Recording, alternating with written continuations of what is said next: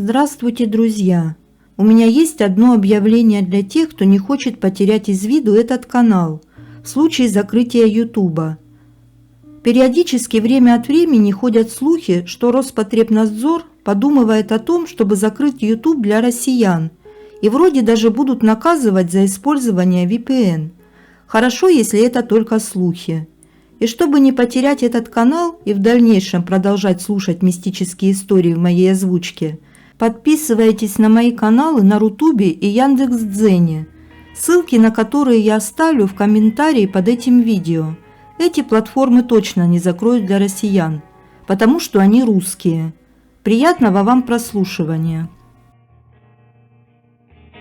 А все-таки она существует. Автор-навигатор. Источник Фос.Тор.ру. Со слов мамы, практически стенограмма нашего с ней разговора, с небольшими литературными ремарками. Сказ о том, как деревенской молодежи явился никто иной, как самая настоящая Баба-Яга. Историю рассказала мне моя мама. В те времена, когда она училась в школе, каждое лето она проводила в небольшой деревне под названием Малый Мелик Саратовской области, Балашовского района, у своей бабушки по отцу. История, изложенная ниже, произошла в 1972 году, когда маме было 12 лет. Малый Мелик – деревенька небольшая, стоящая на берегу реки. Сейчас в ней всего 8 улиц, и мне кажется, тогда было уж точно не больше. Рядом с деревней стоял старый амбар хозяйственный, а возле этого амбара навалены большие бревна. Так и называлось это знаменательное место «Бревнышки». На этих бревнышках традиционно собиралась по ночам молодежь. Сидели там, яблоки ворованные ели вместе с червячками. В темноте-то все равно не видно. Рассказывали всякие истории, на гитаре играли. Как же без этого? Пели под нее же. Очень культурно сидели, ни алкоголя, ни даже мата никогда не проскальзывало. Летом в июле-августе в Малом Мелике небо очень чистое. И звезды крупные-крупные. Нигде таких больше не видела. И вот однажды сидим мы на бревнышках. Я поднимаю глаза и вдруг вижу. Летит Баба-Яга в ступе. Самая обычная, традиционная, косматая, как бывает в сказках Бабы-Йоги. Летит невысоко, метров 10 всего, метлой пригребает. Летит абсолютно бесшумно, ее явно и четко видно. Цветная, но полупрозрачная. Я через нее видела звезды. Я так и зависла, глядя на нее. Смотрела. Она над нами пролетела, на бревнышках потише стала. Ну, думаю, все, глючит меня. А вдруг все молчат. Помолчали немного, но в скором времени разговор мало-помалу возобновился. И ни слова про наваждение. Потом дня через 2 где-то болтали мы с девчонками днем. Одна рассказала, что в последнее время чувствует себя нехорошо. Кажется ей даже всякое. Все заметно оживились. Что кажется, не выдержала я. Да вот, когда мы сидели пару дней назад, я смотрю в небо, а там Баба-Яга летит. Вот здесь все и встрепенулись. Оказалось, что ее видели все практически. Не увидел ее только тот, кто в этот момент в небо не смотрел. То есть не глюк это был, а что-то реальное. Вообще Малый Мелик – место очень необычное. В округе деревни есть очень много таинственных мест. Малый Мелик носит гордое название колхоза, а невдалеке, километрах 3 от него, располагался совхоз. До совхоза путь пролегал по неширокой тропинке вдоль местной реки. Река эта была узкая, заросшая травой с очень илистым дном. По берегам этой реки в одном месте располагались лавы, это небольшие мостки в реку, прямоугольные, по размеру как пара столешниц обычного письменного стола. Обычно с таких бабы белье полоскали. Место, в которых они располагались, называлось Белое. Просто Белое, а кто уж Белое, неизвестно. И место это пользовалось дурной славой. Никогда в этом месте никто не отдыхал, не купался и белье не полоскал. Зачем там были эти лавы, тоже никто не знал. Говорили, что там живет русалка. Видели ее много раз, но не все этому верили. То свидетель был пьян, то еще что-нибудь. Но были и очевидцы, заслуживающие внимания. К примеру, как-то раз столкнулись с этой русалкой муж с женой, проезжавшие мимо белой на лошади. Замечу, совершенно трезвые. Видение стояло между дорогой и рекой в белой струящейся одежде, молча не шевелясь. Супруги пришпорили коня и, перекрестившись, проехали мимо. Еще был случай, опять же в том же месте, уже потемну. Ехал мужик на велосипеде из совхоза и вдруг увидел на дороге девушку. Мужчина решил, что незнакомке нужна помощь, иначе зачем стоять посреди дороги? Остановился он, пригляделся и понял, что что-то в ней не то. Была девушка слишком бледной, с большими печальными глазами. Он спрашивает ее, мол, может чем помочь, чем он может. А она рот открывает, как будто говорит что-то, а не слышно ни звука. Тут не выдержали нервы у мужика. От страха кинул он велосипед прямо на дороге и бегом побежал в деревню. До утра не соглашался он идти за своим транспортом и только засветло вернулся на место происшествия и забрал многострадальный велосипед. Ради справедливости стоит заметить, что русалка никому не вредила никогда, никого не топила, только являлась много раз местным жителям. По скриптум. Истинность истории гарантирую. Будут вопросы или уточнения, обязательно пишите. Постскриптум. И на сладкое. Парочка видео, на которых удалось запечатлеть нечто похожее. Ребята вечером шли домой, темнело. Проходя мимо дома пожилой женщины, увидели на трубе кота. Решили снять его на цифровик. Позже, посмотрев видео, оторопели, увидев ведьму, вылетавшую на ступе где-то из-под крыши. История полная вопросов. Автор Пуфик. В этот раз история проста, как капля касторки. Здесь нет домовых и русалок, призраков и полтергейста, но в ней много загадок, на которые нет ответа. Если в рассказе мистика, судить вам. Для ясности чуть поведаю о своей семье со стороны отца. Жили они втроем. Мой папа Владимир, младший брат Виктор и их мать Татьяна. И вот летом 1999 года в этой семье произошла трагедия. Пропал Витя, которому на тот момент было 22 года.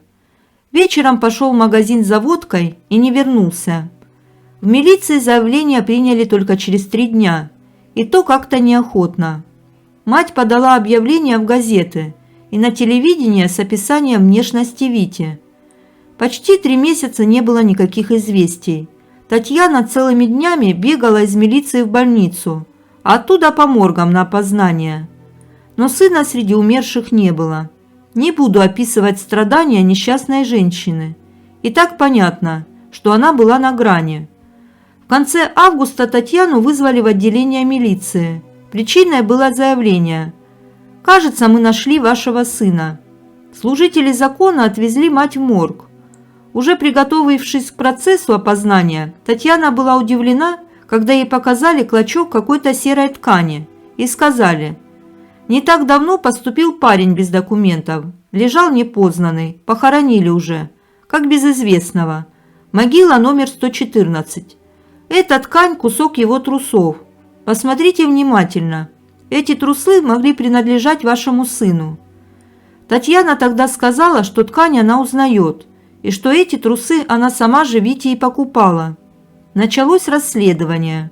Выяснилось, что Витю нашли через месяц после исчезновения в подвале какого-то подъезда. И все это время до конца августа он лежал в морге. Но почему-то никому не пришло в голову показать тело матери. Неизвестно, делали ли вскрытие, почему так долго держали тело. Татьяна бросилась разбираться, но один милиционер в высшем чине сказал, чтобы она свою деятельность кипучую прекратила, сидела дома и оплакивала сына. Тогда Татьяна пригрозила, что напишет заявление в прокуратуру, но ей тонко намекнули, что этого делать не стоит, иначе ей самой же будет хуже. Всех подробностей я не знаю и придумывать не буду. В итоге Татьяна оставила попытки докопаться до правды. В морге выдали заключение, где причиной смерти значилась черепно-мозговая травма. получила свидетельство о смерти и поставила на могиле 114 памятник. Это уже был сентябрь. Вскоре мать стали тревожить мысли, что не ее сын там похоронен.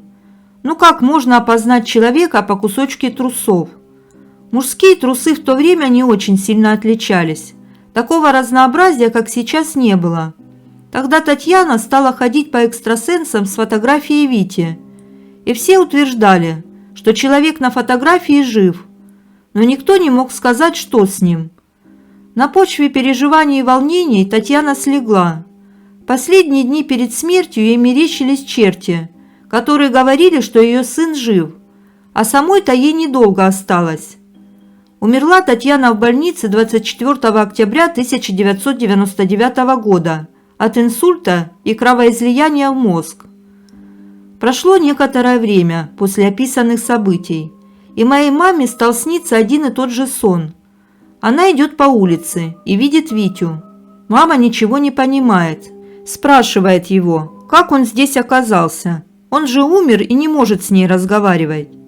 А Витя отвечает: «Я не умер, я просто потерялся. Ищите меня, и вы меня найдете».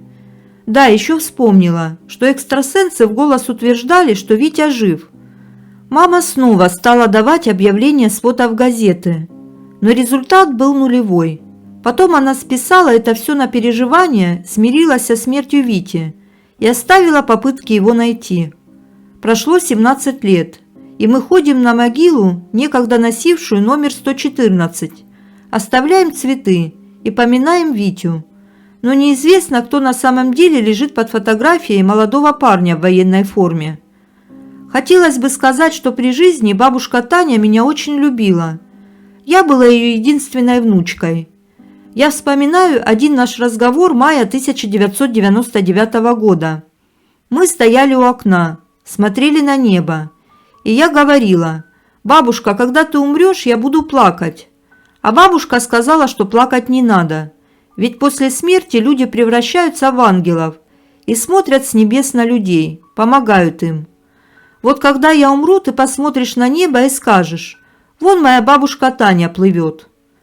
Почему-то я очень крепко запомнила этот разговор. Сейчас я не чувствую какого-то мистического присутствия бабушки. Но вот несколько странных случаев. 2000 год. Я иду на молочную кухню за питанием сестре. Получила питание, стала выходить, и вдруг слышу голос бабушки: «Алена». Я остановилась и оглянулась назад. И в этот момент с козырька падает огромная глыба снега и льда. 2002 год. Я иду в школу, начала переходить дорогу. Опять услышала, как голос бабушки зовет меня по имени, причем откуда-то сзади. Я остановилась, обернулась, и мимо меня проносится машина на большой скорости.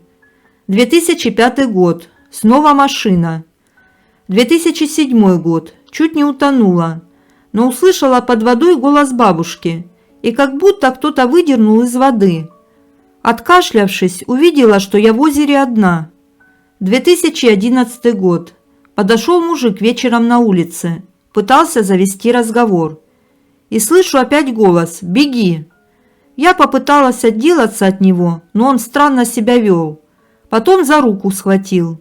Я бежала так, как никогда в жизни не бегала. Он пытался догнать, но отстал. Хочется верить, что бабушка оберегает меня. Уже несколько лет я не слышу ее голос. Наверное, стала осторожней и сама избегаю опасностей. Такова моя история. Оставляю ее на ваш суд. И спасибо, что выслушали. Пригрели и выкинули. Автор Калина 74. Источник White-Red.ru. Такая драма произошла у меня на глазах и на глазах у всего нашего двора, что не могу ею не поделиться. У Ольги было 3 детей, 2 старших, Боря и Олег, и младшая ее любимица Маринка. Ольга сама из простых, всю жизнь на производстве. Муж тут вообще, что называется, раб Божий, тихий, во всем ей послушный. И все эти годы, как все мы заселились в нашей типовой многоэтажке, а это 30 лет назад, его почти и не видно было. Ну, знаем про него, есть и есть, и ладно. На самом деле мужиком в доме была Ольга. Кормила семью всю дорогу, вкалывала. А он с малыми сидел, водил их по садикам да по школам, пока не выросли. В общем, все вопросы в семье решала Ольга. А у мужа права голоса не было. У него, кажется, даже имени не было. Шутка. Просто никто и не знал, как его зовут. Да и никому до этого дела не было. А дома он сидел, так как имел инвалидность и небольшую пенсию. Ольга – основная тетка, лидерша. По молодости выпить любила, погулять на широкую ногу. Но респект ей не увлекалась. Похмелье не похмелье, а с утра как штык на работу. Поэтому продукты в доме всегда были. И дети одеты-обуты, не хуже других. Стало быть, если женщина пьет с умом, значит не грех. А вот сестра Ольгина – та другое дело. Ей не повезло. И если у Оли алкоголизм не прижился, то сестренка стала его жертвой. На этой почве потеряла она и семью, и доброе имя, и вообще плохо кончила. В нашем небольшом городке дурные новости разлетаются мигом. И о том, что Ольгина сестренка по пьяни попала под электричку, сразу стало известно всему двору. По-соседски им сочувствовали, утешали. Ольга плакала, утирала горькие слезы. И все ее жалели. И уж, конечно, прониклись к ней еще больше уважением, когда она взяла к себе племяшку, сестринскую девчонку, оставшуюся сиротой. Ей тогда 8 лет было. Как говорится, в сытой семье еще один род, не помеха. А жили они не голодно, всего хватало, хоть и без шика. Так вот, приняли, значит, малышку. Парни уже были молодыми людьми, 18 и 20 лет. Маринке 13, значит, самой младшей стала Оксанка. Оксанка худышка была, скромная и даже запуганная. Личико такое всегда, словно виновата в чем. Как будто боится, что ее стукнут или вот-вот ругать начнут. Мы как-то первое время соотносили это за счет ее прежней жизни с матерью-алкашкой и сопутствующими тому лишениями. Но прошел год, другой. А Оксанка так и не оттаивает. Ходит сама по себе, людей избегает. С другими детьми не дружит. А глаза еще более несчастные и испуганные. Но на нее не очень-то и внимание обращали. Живет и живет. В семье же не голодная, не босая. И вдруг Оксанка куда-то исчезла. Сначала и не заметили. А потом как-то слово за слово разговор зашел и выясняется. Ольга Оксану в интернат сдала. Как так? Почему? Девчонка ведь ее и мамой уже называла. И в доме она худо-бедно прижилась. И не обкушивала их. Это уж точно. Какая пришла худышечка, такая все время и оставалась. Зашел у меня как-то с Ольгой разговор на эту тему. И она этак по-соседски раскрыла мне душу. Оказывается, бедная Оксанка сразу стала костью в горле Ольгиной Маринки. Девчонок поселили в одной комнате. И старшая, которая уже и покуривала, а потом и что похлеще стала делать, очень тяготилась тем, что помещение приходилось делить с малолеткой. Только Богу да Оксанке известно, что ей там пришлось вытерпеть. Зная эту Маринку, могу я вам сказать. Шалавистее девицу трудно найти, а уж какая своенравная да разбалованная. Она и на мать нет-нет орала, отца в грош не ставила. Какого уж милосердия можно было от нее ждать по отношению к безответной сироте, которая перешла дорогу. Маринка взрослела. Ей не просто мешало соседство Оксаны, ей мешал сам факт ее существования, как это бывает у некоторых. Ненависть ни на чем, а просто ради ненависти. Вот терпеть она не могла свою двоюродную сестренку, потому и изгалялась над ней, как хотела. А Ольга что? Она, конечно, закрывала на это глаза, а потом Маринка и вовсе ультиматум мамаше поставила. Выкидывай Оксанку из дому, куда хочешь. Ольга все это рассказывала, как бы оправдывая себя и объясняя, почему не могла поступить иначе. Она все так представила, вроде у нее и выхода не было, и Оксанке так лучше. Делала расстроенное лицо, но ни слезинки не проронила, хотя я просто соседка, и то заревела от ее откровений. Ну ладно, вот избавились они от лишней. И зажили вроде бы как снова счастливо. Оксану даже не навещали в том казенном доме. А через какое-то время Ольге позвонили из интерната и сообщили, что племянница там проворовалась, и ее засудили по малолетке, отправили в колонию. Но и эту семейку боженька не погладил по голове.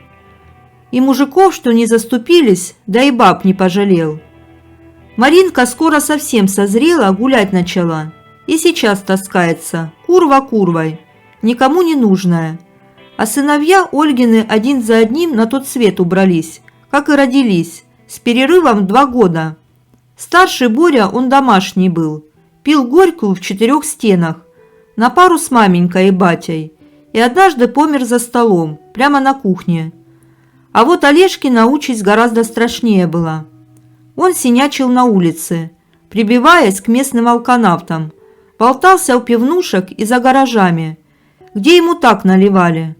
За выпивку мог маму родную продать. Ему водка была нужна и днем, и вечером, и ночью, и особенно в утреннее время, когда голова с похмелья пухнет. Однажды пропал Олежка, долго его искали. Мать всю милицию на ноги подняла. Нет как нет. И вот через полгода по каким-то судмедэкспертным документам выяснили, что Олега давно уже закопали в общей могиле на кладбище соседского поселения, а подобрали его на улице, не то избитого насмерть, не то замерзшего. Тогда как раз зима была. Ольга добилась, что подкопали, и похоронила уже по-людски, на нашем погосте. Вскоре убрался и папаша, тихо и незаметно, как и жил. А Ольга вроде прежняя, только задора и командирского тона у нее заметно поубавилось. Ходит вся понурая, с пустыми глазами, таскает свои тяжелые сумки и сама не понимает, кому и зачем. Про Оксану известно мало. Пока сидела, она совсем выросла. Слышали, что уже вроде вышла и живет теперь в квартире, в которой жила когда-то с мамой. Хорошо, что хоть жилье у ребенка осталось. И я вот от всего сердца желаю, чтобы у этой девочки дальше все сложилось по-человечески. Я снимала квартиру у одной пожилой женщины. Квартира небольшая, но уютная. Маленькая кухня, да гостиная с раскладным диваном. В коридоре 2 двери, в ванную и в туалет. В коридоре напротив входной двери расположились 2 маленьких прямоугольных зеркальца. Таким образом, любой заходящий в квартиру первым делом видел свое отражение. Второе зеркало, чуть больше, висело в гостиной на дверце старого шкафа. Весьма непредусмотрительно, зеркало вот-вот грозилось соскочить и рухнуть на пол, каждый раз при использовании данной мебели. Но самое большое и красивое зеркало, занимающее пространство от угла гостиной до шкафа, было установлено напротив дивана. Оно было помещено в шикарную деревянную резную раму, немного выбиваясь из стиля скромной квартирки. Хозяйка отдала ключи и сказала, что будет приходить в конце месяца за оплатой. Примерно через полгода такой жизни у меня начались проблемы со здоровьем. Первым делом стали появляться высыпания в области шеи. Сначала я думала, что это обыкновенная аллергия, мазалась кремами и исключила некоторые продукты из рациона. Но только с каждым днем становилось все хуже.